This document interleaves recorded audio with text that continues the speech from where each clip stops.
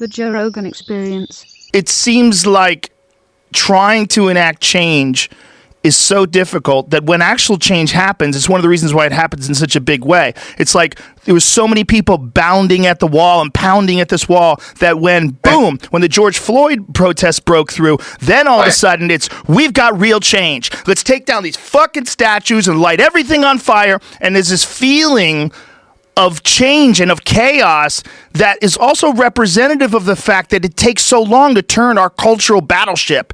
It's like to actually get a real turn is so hard. It's so everything stays the same no matter how mad people get. That turn, even at that point, that's still the easy part. Yes. The turn is the easy part. Like, this shit's not going to get fixed by HBO Max pulling Gone with the Wind. Like, it's fine. But like, when you pull a movie nobody was planning on watching on a streaming service nobody can find, like, we're still at the symbolic stage. Yes. We're still doing the shit that is symbolic and this is where leadership becomes such a crucial component. So you have this great awakening of energy. It has to be channeled into something lasting and meaningful, and we have to diagnose the real problem underlying this moment so that we don't make a mistake in just changing the window dressing and the gilding on the buildings. Yeah. Like, this has to be foundational in a way that will create something lasting. And that's the hard part. It seems like the shift is big enough that something is going to happen in that regard. It just seems like this shift is nothing like anything we've ever seen in our lifetime. And it's worldwide, which is really crazy. Like the George Floyd death sparked all these protests worldwide, which has really never happened before with anything that really has taken place in America. And it just seems like there was also a lot of frustration during the bailout period of the COVID crisis that all these corporations were getting so much money. The people got one $1,200 check, and then there was no more talk. And you don't know where the money, there's really no accountability even for where that money went. Right. That's a great point, Joe, because that's what I'm talking about by structural change. Like, I feel like in this moment, this horrible crime and murder sparked something, but what's underlying that is not just the racial inequality and the inequities, but this whole idea of we build our society economically from the top down. Yes. Like, that's the shit that's got to change. Right. We have to. Game. Well, like when you're in a pandemic, right? And tens of thousands of people are dying. And then we say to ourselves, all right, well, who are the essential workers? Who are the ones that are the fabric of our society and culture that keep the wheels turning and the trains running? Like, who are those people? Well, it turns out they're the most poorly compensated people in our society. Yeah. Because we flipped the paradigm. For some reason, since the 80s, the investor class has gotten the break, and the working class has gotten minimized. We've devalued work while overvaluing investment. It's such a good point. It does. I don't think we can have the structural change until we flip that. Like, fuck, man, when people talk about freedom, like, and liberty, what's more for freedom and liberty than not having your health insurance tied to your job? Right. Yeah. What kind of freedom do you have to make decisions in your life when you fear that if I take a chance, if I go for something, if I try and change my lot in life, my kids will no longer be covered by, so like, all the things that we built up to accept, I think we have to turn it over, and it has to lean more. People should be able to have like a you should be able to work a job and not be poor. You should be able to work a job and not need food stamps. Like, that's where we're fucked. We spent, how much in this pandemic? Like $3 trillion? Something like that? 4 trillion? Something along those lines. Who knows if 100 million of it went to Coca-Cola? Like, we have no idea. Right. But you got 80 bus drivers in New York who were dead because they had to keep going in the middle of a pandemic. Yeah. I think you're making a really good point about what's essential as well. When we found out that what the essential workers are, right? People who work at supermarkets, people who build homes, like all these essential jobs. To bunker down. Yes, like if you can't afford to. Right. Down, you're putting yourself in. You know, it's funny. I was talking a friend of mine named DT, who is, he was really like grievously wounded in war, right? And we were talking about like coronavirus, and I was like, I feel like I'm in fucking danger when I go out. And he goes, yeah, welcome to being downrange. Like, you know what I mean? Like, it's not something that we as Americans would ever consider our lives. We're really sheltered in a lot of ways to what a great vast majority of the world faces, but also what a vast majority of our own citizens face in terms of having lives that they feel are built on sand as opposed to granite. And so his point was like, yeah, that's what it feels like when you're in a war, but I signed up for that. But like bus drivers and grocery store workers, like they had to fucking decide, like, I need this money more than I need to protect my life and maybe the health of my family. What a terrible position to have to be in. And unprecedented, and we're ill prepared for it. And it really did highlight what's essential, though, which gets back to your point about this idea of income equality. Like, people will balk at that. Like, hey, this is a game. If you want to figure out how to make more money, invest and do this and become a banker, and you fucked up and you wanted to be an artist, or you fucked up and you wanted to be a carpenter, you should have been whatever. But what they don't understand or don't consider is when shit hits the fan like it did with the COVID crisis, you recognize, like, hey, all that stuff is nonsense if someone doesn't take out the garbage. All that stuff is nonsense if you don't have health care. All that stuff is none of that money means anything if the fabric of society deteriorates to a point where literally everybody has to stay in their home and you can't work. And that's what happened. And it really flipped the whole thing on its head. Because we had to consider survival. We had to really consider survival instead of just existence. We were saying, oh my God, we have to protect ourselves from this viral attack.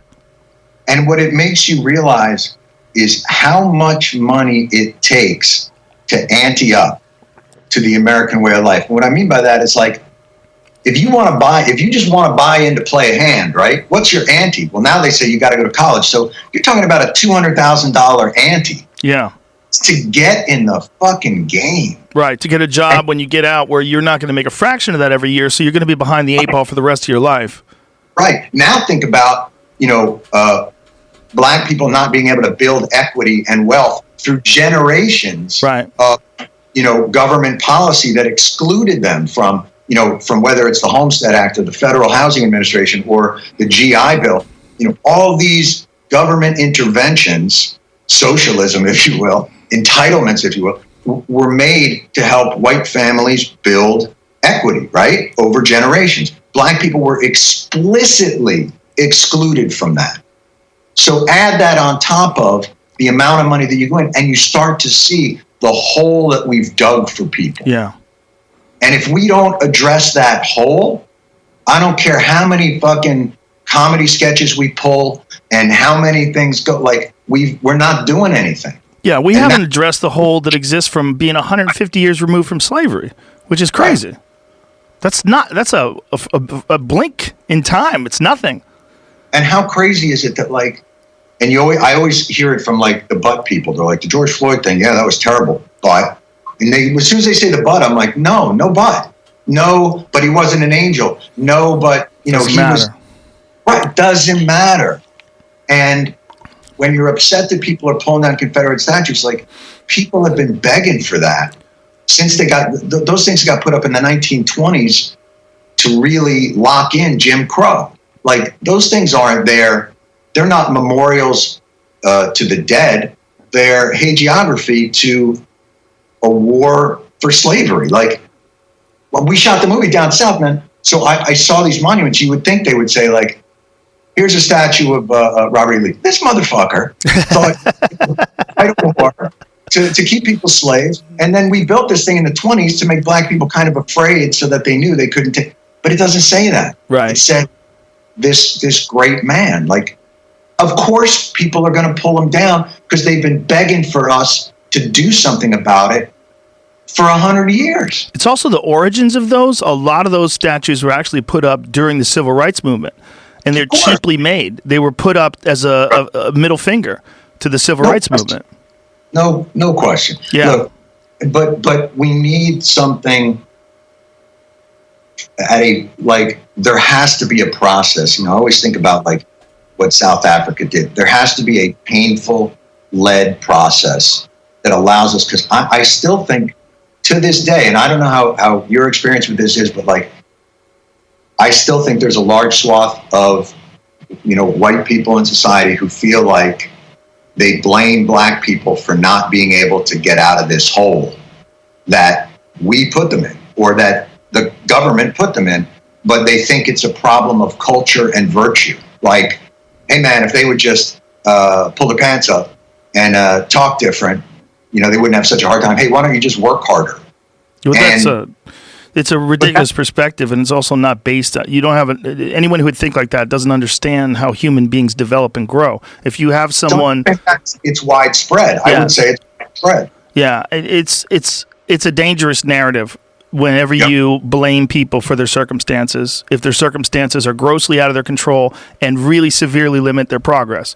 And that exists also for, if you want to talk about coal mining populations in Kentucky, it's the same shit. It's people that we don't all start out at the same starting block. So all you pull yourself up by your own bootstrap, motherfuckers, you're lucky you have arms. Okay, there's people out there born with no arms. Like, we should all be thinking of ourselves in this country as a community, not as a bunch of people in competition with each other. We're all piling our money together every year. We throw our taxes into the mix to try to take care of the infrastructure and the government and the housing and all the different things that get paid for by our taxes. We're a community, man, and we're not thinking like a community. We're thinking like a bunch of people that don't want other people to have the same shot in life. But I think you struck on something, though, that's very important in all this, and that is a theory of limited resources. Like, a lot of the conflict between what you would consider like the more nativist wing of American politics and the more progressive side is this idea of resource guarding. Yeah.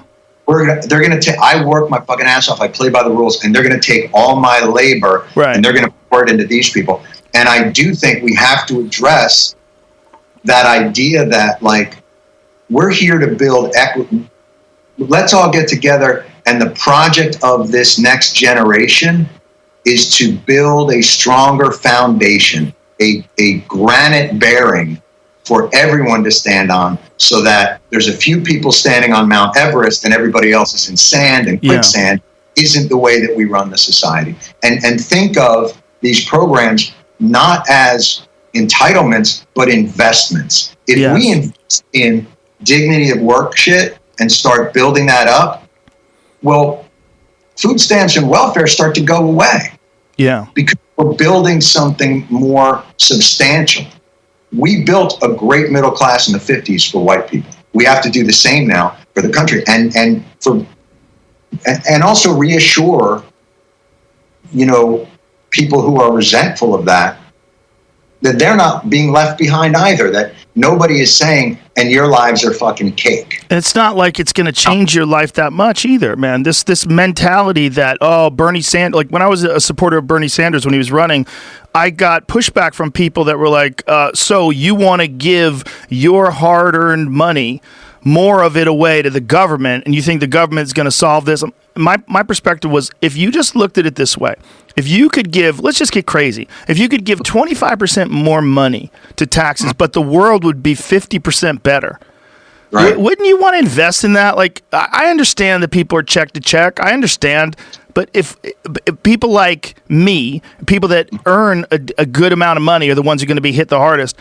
If you wanted a better world, wouldn't you be willing to invest some of your money into that better world? And if that money goes to making sure that no one has to do this in the future, and that we develop this these better communities in these places that have been fucked for decades, you don't want that? You don't want a better world for your children? You don't want a safer world? What do you want to do? Die with all this money in the bank? Like, it's crazy. It's a question of, when you look at the greatest anti-poverty program we've ever put in place, it's Social Security. Now, the flip side of that is what they'll say is that the problem with some of this is they don't trust the mechanism by which that money is going to be invested, right? Of course. Because they've been sold, to some extent, a little bit of a lie that this trickle-down theory. So every administration that comes in is going to stimulate the economy. They all do it. We don't have a free market. The Fed right now is driving so much money into stocks. You're talking about zero interest rates, negative interest rates. Right. They're driving everything away from bonds and savings so that the stock market, which for some reason we've come to look at like a pulse oximeter of the nation, which it's not. It's, oh my God, we lost 300 Dows today. Like, we've come to look at it like it's our temperature. Yeah. And so everybody's going to stimulate the economy. So let's look at what Trump did. So $1.5 trillion tax cut, right? Overwhelmingly, though, it went to people who already have a shit ton of money. And then we cut the corporate tax rate from 100, I think it was 35 down to 21, right? Supposedly they were going to reinvest it, but they mostly did buybacks. So they're increasing their investor wealth through that as well. So you're talking about trillions of dollars of stimulus, right? That are just going to that same theory. Take those $1 trillion and let's invest. Let's stimulate the economy, but not from up there, from down here. Let's let's take that and fucking Marshall Plan our country and build it so that it's sturdy on the legs. You're a fighter, sturdy on the legs. If you're not sturdy on the legs, you got nothing.